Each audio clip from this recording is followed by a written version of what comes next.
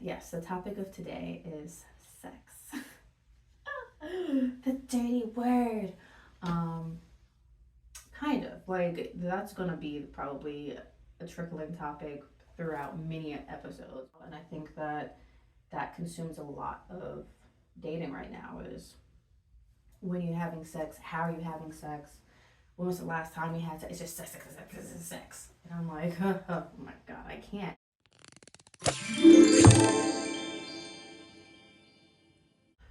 Um, I don't want my body to take control over my mind. And I really am loving this journey of just full 360 progression that I'm on because it's not just about sex, and saying no. It's about everything. It's about anything that takes me out of full control. And I think lust is definitely a huge thing. And I think that's something that's crippling a lot of us right now because we're just constantly being fed lust is good, greed is good.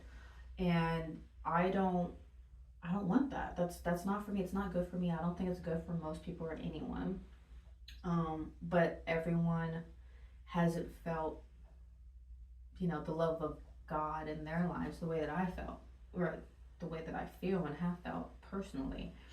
And so I know that everybody's on different journeys. It's like post service today, I had a different reaction than my friends. Some of my friends thought that it was a little cringe and that he shouldn't be talking about how men are leading sex and that it's a message more for men, if he should have been more inclusive. And I'm like, oh, okay, like we definitely receive things differently because we are just in different phases. It's like I'm truly wanting to know the word of God as much as possible. If that disagrees with something that I want to do, that means I need to not want to do that thing. And it's going to be hard. And I might need to just make a list of the things to do and not to do, which I kind of have with dating. I'm like, okay, no more boys in my car. Can't do it anymore. Um, but I have a strong desire to cut out a lot of the things, just the fleshly things, and really lean into, God's plan for me and my best self, my best spiritual self too, and just listen to, those convicted moments. I think that it's important to have those, and I didn't feel convicted today at all. And I think some of my friends, colleagues, associates, whatever, I did. And it was like, I didn't like it. And so I thought about that. I was like, everybody is in a different stage of what they'll accept and what they will receive. Um, it's kind of open season for me. Like, I'm being receptive to a lot of things. I want to learn. I want to be challenged. I want to sweat and bleed and push myself to the edge. I want to see all that I can do and the person that I can be. And I feel so good saying no. I feel so good just like having discipline. And yeah, not just with sex, with alcohol. Like, that's something that I hadn't even considered to be. Like, I remember there are always going to be these little pivoting moments. I remember a therapist once asked if I had a drinking problem. And I was like, I'm in my early 20s. I drink on the weekends. You have a problem. Never seeing you again. But I felt a little convicted, but I also just felt judged. I'm like, this is our first session. And yes, I said I drink multiple drinks a week, but it's the weekend and I'm in my 20s. That's what we do. And, throughout the years, I've never really thought about drinking as a problem socially. I've not really been one to just sip on drinks at home by myself. Like, if I'm at a friend's house, yeah, we'll have a glass or something. Um, Maybe a shot or two. And I probably did more, like, I remember the stage where I would have, like, maybe a shot or two before I went out or, like, rode my bike crazily at night. Stupid, but adventurous and fun and a little wild. Never considered that to be a problem or just anything. Never just considered it. And as I'm, you know, really thinking about dating and figuring out strategies and just like being open and just figuring out myself, I realized I might keep this stick because it's a weapon. I realized that most of the dates I've gone on, if not all of them, have been with alcohol. It's just so common. And my friend the other day was talking about he essentially drinks exclusively on first dates. Like, he's not a huge drinker. I think, you know, he'll toss one back every once in a while. But it just reminded me, I'm like, yeah, me too. And I started thinking about that a little bit ago when I was, you know, on this intentionality of dating journey. And I was like, okay, I want to date without alcohol. Never thought that is even necessary, but I'm like, you know, I haven't had horrible experiences, but I feel like that has had like a hold on me a little bit where it's like, oh, okay, let's just go to a bar, like take the ease off. And I'm like, wait a second, am I stressed? Do I have anxiety? Why do we have to drink all the time? And the last date I went on, I actually didn't have any alcohol. And I loved it. Like, there was no part of me that wanted to continue the date artificially because I was a little loose and we were drinking. It was just like, nope, good to go. Great meeting you. I'll see you when I see you, which might not be ever. But I think that if I had been drinking and we were just drinking and we went to a bar, I think the night would have extended and we would have just been having a good time and blah blah blah. But I find that, you know, based off of my experience, it is artificial because what happens when the alcohol is gone and you don't have, you know, you don't have it during your date. Like, you're really trying to be drunk all the time? No. And now, since you're not drunk, he's boring. Or you haven't had like a glass of anything, tipsy, buzz, whatever, because I surely don't like to be drunk. That sucks. Now he's boring. So something's gotta give. And that's what I want this dating season to be. Like, I'm not gonna limit myself too much because now I've gotten to the point where I've just been taking alcohol out of my diet a little bit. Like, I had some wine the other day, like a couple glasses with a friend, and I've noticed that I get a little buzzed easy now because I'm not drinking as much. And it's been intentional. It's like I'm cutting it out. I'm kind of fasting it, but also just like I'm not going to be hard on myself with this rule of no alcohol ever. Like, I don't have a problem, but just the intentionality has gone a long way. I think that, you know, it had been maybe 2 or 3 weeks and I just intentionally did not have any. And so I had like a glass of wine, had a little kickback, and I broke it. I'm like, yeah, it's, you know, it's not like I'm a recovering alcoholic. And I was like tipsy, and I'm like, what? I'm feeling tipsy after this one glass. Like, I like that. Like, I don't want to be a heavyweight. I want to be a lightweight because that means I'm not doing too much. And so I think that alcohol, of course, intenses lust in your desire to have sex. And so me saying no to sex is great. And what I've been doing too, just to keep it honest with everyone, which, you know, I probably don't need to do as often as I do it. There's gunk on this. Yeah. But what also helps me is just saying it out loud. It's just saying, oh, I'm celibate. Like, I did, so the first speed dating event that we did, where we were like, we don't know if anybody's gonna show up. 40 people showed up and it was a hit. It was great. It was so much fun. I remember talking to one of the guys after. I was a little wavy because we hadn't had anything to eat because we were hosting and we were so happy and ecstatic. We were like, oh my god, people showed up. Blah. Um, let's take a shot. And I was talking to one of the guys after, and just randomly, I'm like, yeah, I'm not having sex ever. I mean, I exaggerated a little bit, but I was like, no, not happening.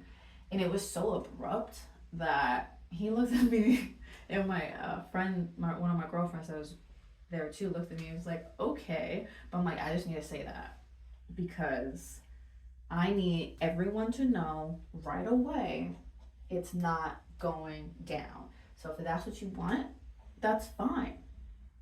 Find somebody else because most people are not on like a celibacy journey. You know, it's kind of like, oh my god, I haven't had sex in forever. I gotta do it. I'm like, no. I'm like, I haven't had sex in forever. Yeah. Um, Makes me a little like quirky and weird and counterculture, but that's fine because I don't want to be anywhere near culture. I don't want to touch culture with a 10-foot pole. I don't. It's it's obscure. I don't understand it. I would literally have to follow somebody into that pit because I'm like, what's going on? How do I culture it? Culture it up? How do I res it up? I mean, I could just slide in people's DMs, but I don't even know how to do that right. Like I'm over here contemplating text messages because I'm like, okay, you can go one or two ways with like new friends. Are we platonic? Or are we doing something? And my something's not sex, so it's like courting me. You know, like I'm sorry, you're gonna have to work a little bit, but I know that I'm worth the wait. Because you don't have self control, really. You have to have sex every week. That is a lie. People are lying to you. And my friends, and I'm so happy that I do not waver, but some of my friends, close friends, it's like they are culture coming at me, attacking me sometimes with love, I guess, or with, a realistic approach. When I say, oh, I'm not gonna have sex, and they're like, okay, well, you're cutting out 95% of the men. And I'm like, okay, cool, I only want the 5%. I don't want 95% of them. I want one. I want one man that has the wherewithal to have discipline in that area. Because to me, that's just like, that's attractive. Like, you can say no to something that your body needs. Wow. Okay, you can lead me somewhere because I know that takes strength, especially with men, because society tells them from boyhood you have to have sex and you have to have women and all these things, or you're not a man, or you're not like desired or desirable or cool or whatever it is. So yeah, it's just one person. That's all I want. And I'm debating on whether I want to start dating with that conversation. Probably not. I don't need to scare people away. My friend's like, okay, Joy, like I get you're on this journey and I actually hear you and see you because over the past years I've seen how crazy the streets are. So I'm finally catching up to your crazy mentality. But maybe don't lead with that. Maybe just like get to know the person. And I get that. And I have to edit myself. So that's why I have these moments in the bathroom where I'm like, all right, I probably didn't need to say that right off the cuff, which I've done multiple times at this point where I'm like, yeah, nope, not doing it. Go find somebody else. So now I can edit and just be like, you know what? I'm just waiting. Dot, dot, dot. And the crazy thing is, men love that from a woman. They like the idea of a pure woman, a woman that waits. But they don't go after that woman, obviously, because she's a harder nut to crack.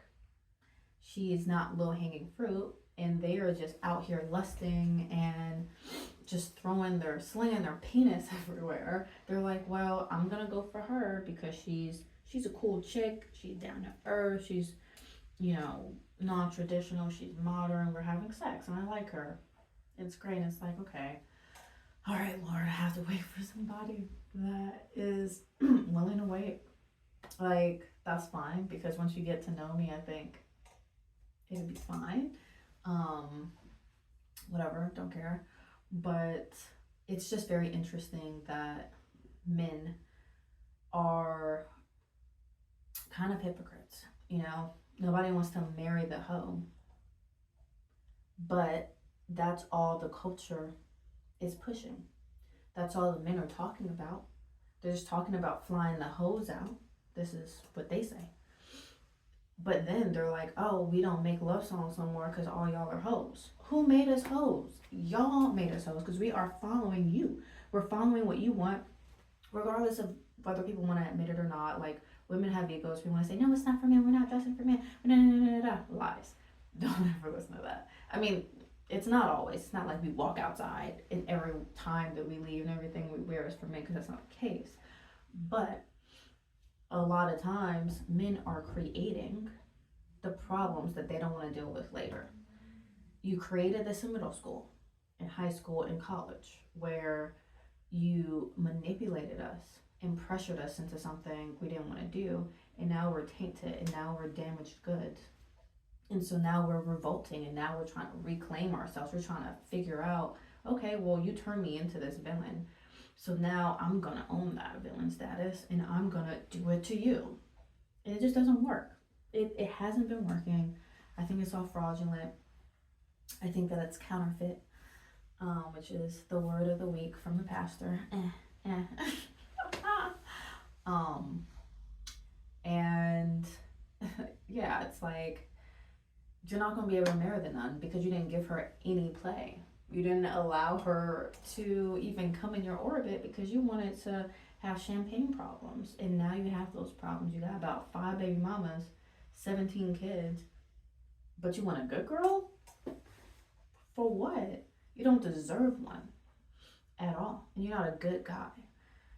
So it's definitely hard to be on this journey with all of those things working against you a little bit.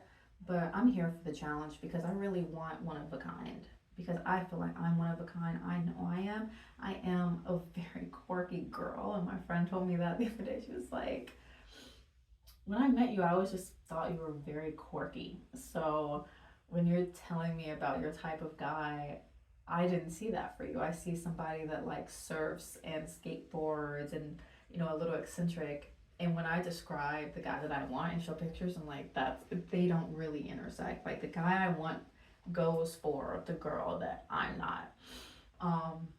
So I have to like align myself maybe a little better, possibly, but I want it all. I think I can get it all. God knows who He has for me. He probably will be a little eccentric or a little less like Idris Elba. Maybe not. But yeah, I'm willing to wait. And this is not the first you will hear of me talk about celibacy at all. I'm definitely considering how often I say it out loud and how early I say it. Like, I may not have to be, hey, my name is Joy and I'm celibate. Yeah, I don't need to do that ever again. Because it's just weird. It's probably just weird. Yeah, I am quirky. I'm going to own it. And that's fine. I think there's nothing wrong with a little spice and quirk. But yeah, I'm here for the journey. I'm here for whatever characteristics people perceive me to be. I probably am. I'm not the cool girl. I'm not the sexual empress that just like really owns her sexuality. Like, I am owning my figure, my shape, my all of the things, but I don't personally, I don't find liberation in having no clothes on. But I am working out, so I'm about to be out with my back out for sure. It's going to be tasteful though, because I don't want to even get the wrong attention from certain people, or just attention in general from the wrong person. And I can push it away. Like, I'm good with saying no and being like, I can see you want to have sex with me, and that's fine, but it's not happening, and you look like a dog. So in moments like that where maybe I kind of like a little dog, that's when I pray. I'm like, God, okay, take him out of my life. I don't even want to see his face. I don't want him to call me back because I've been ringing his phone. Because I will get distracted. Like, I'm thinking about a man right now, and I'm like, oh no, he's probably a dog for real. And he told me, he was like, yeah, I should probably marry a girl like you, but I'm not ready for that. And I'm like, dang, nobody's ready for somebody like me. Which is fine, because, like, thank you for being honest. You know that you can get what he's probably getting now with other people, and we're not compatible because I want to live my life a certain way. I have certain values and I have goals, and I want somebody to empower me on this journey and do it with me, as opposed to somebody that I have to constantly like battle and fight. And I just don't think that that will work long term or short term. So we'll see what the celibacy journey continues to do for me. It's been honestly really, really great, really rewarding. I feel clear when I talk to people, and the non drinking on a date thing. I feel like I'm just acting fully as me, and no obscurities, no outside influence. And it's just so much easier to just see clearly and say, oh, you're a cool person, but you're not for me. Or actually, I don't want to have sex with you. I don't want to go in your car. I don't. I don't want to do none of that. But you're still going to see me outside. Me and my friend are husband hunting this season. It's October, so spooky season, it's cuffing season. There's no pressure though, because I am just going to go with the flow. I'm gonna be open, and I'm already seeing benefits in myself, at least. Like, I don't need to go on 75 dates. If I do, whatever. But I see the reward of just being true to myself and really leaning on God when I feel iffy. Even with conversations, I'm like, okay, literally conversations with God. Like, you know me, I can do a lot. Should I text this man? Because I really want to, but I also don't. What do I do? And something in my head says, nah, don't text him, whatever. And I'm like, no, that's just my ego talking. I'm going to text him anyways. And I get mad, and I'm like, ugh, you're so annoying. This sex went nowhere. You're not for me. And that's fine. Understanding where I'm at, who is for me. I know that I want a man of action. I want a man of principle, values, somebody with leadership, somebody that loves God and is following God's word as much as possible. Like, you don't have to be a saint, but like, can you just kind of match me, and we can talk about God, and we can be in this journey together. But yeah, out of that, the next on the list is a man of action. I'm sorry, I'm not trying to meet my baby daddy. Okay, I need to meet the father of my children, my future husband, and he's going to take action. He's going to have to. So, what is his hair? Okay, obviously not mine. So yeah, husband hunting season is among us, and I'm so excited to just be out and see potential, and just like be out with the girls, be out with my friend, and have a good time. Like, I have a good time regardless of who I'm meeting, and I meet a lot of people anyways. It's very easy for me to talk to men. I talk to every single one I see. That not at church, because I don't know, something blocks me. I'm like, I don't even want to blend the two. But when I'm outside and I see something I like, I go straight to it. It's never been a problem, but I have to manage the aftermath. So